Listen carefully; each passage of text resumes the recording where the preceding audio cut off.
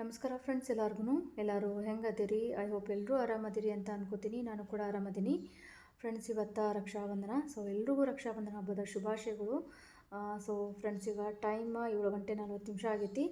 So ನಾನಿಬ್ಬರು ಮಕ್ಕಳು ಸ್ಕೂಲ್ಗೆ ಹೋಗೋದಕ್ಕಂತ ರೆಡಿಯಾಗಿದ್ದರು. So ಕರೆಕ್ಟಾಗಿ ಅದೇ ಟೈಮ್ಗೆ ಮಾನ್ವಿ ಬಂದ ಈಗ ರಾಖಿ ಕಟ್ಟಕತ್ತಿದ್ದಾಳು ಅವ್ರಿಗೆ.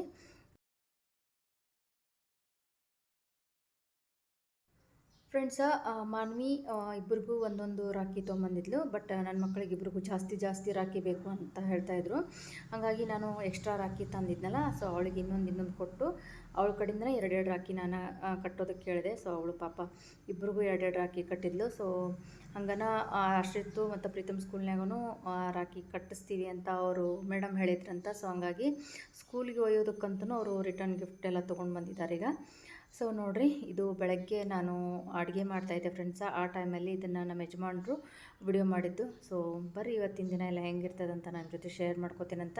ಹಂಗನ ನನಗೂ ತುಂಬ ಜನ ಅಣ್ಣ ತಮ್ಮಂದಿದ್ದಾರೆ ಫ್ರೆಂಡ್ಸ್. ಅವ್ರು ಇವತ್ತು ಎಲ್ರಿಗೂ ನಾನು ರಾಖಿ ಕಟ್ಟಿ ಬಂದಿದ್ದೀನಿ. ಸೊ ಅದನ್ನು ಕೂಡ ನಿಮ್ಮ ಜೊತೆ ಶೇರ್ ಮಾಡ್ಕೋತೇನಂತ.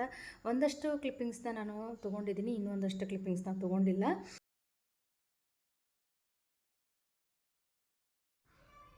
ಫ್ರೆಂಡ್ಸ, ಪ್ರೀತಮ್ಮು ಆಶಿತ್ತು 8 ಗಂಟೆಗೆ ಸ್ಕೂಲ್ಗೆ ಹೋದರು. ಸೊ ಅದಾದಮೇಲೆ ನೀರು ಬಂದುಬಿಟ್ವು.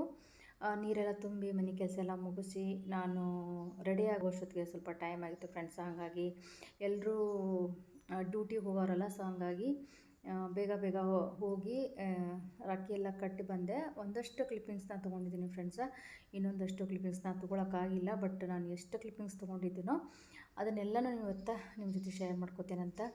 ಸೊ ಪೂರ್ತಿಯಾಗಿ ನೋಡಿರಿ, ಸಪೋರ್ಟ್ ಮಾಡಿರಿ.